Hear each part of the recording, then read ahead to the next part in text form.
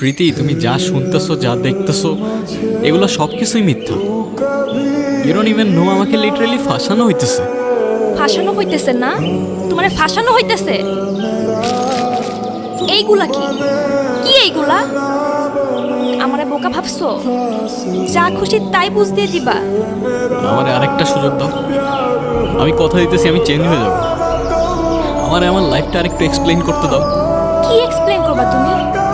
তুমি হয়তো এইটাও ভুলে গেছো গত বছর তোমার বাবা মারা গেছে। তুমি তো জানাজাই পর্যন্ত যাও নাই, ড্রাগসের মধ্যে ডুবেছিল। আমি আগে থেকেই জানতাম তুমি আমার জন্য পারফেক্ট না।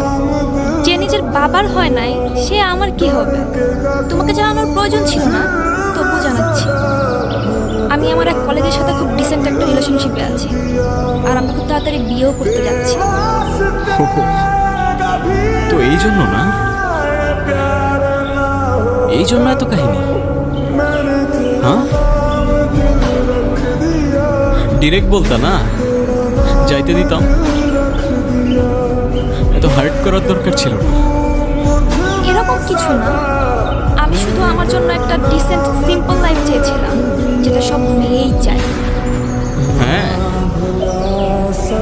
ঠিক আছে, আমি বোকা। 2টা বছর না কখনো টেক্সট করছো, না কখনো কল করছো, তাও কিচ্ছু বুঝি নাই। গাধার মতো ওয়েট করে গেছি অলওয়েজ। কেন ওয়েট করছো? আমি কি তোমাকে কখনো ভালোবাসি বলছিলাম? কত মহৎ তুমি প্রীতি, যারা কখনো ভালোবাসি বলো নাই তার জন্য তোমার চোখে জল চলে আসছে। আমার আর এই ফেক ইমোশনস গুলো দেখায় না। নাওয়েল, ভুল করতেছো তুমি। হ্যাঁ,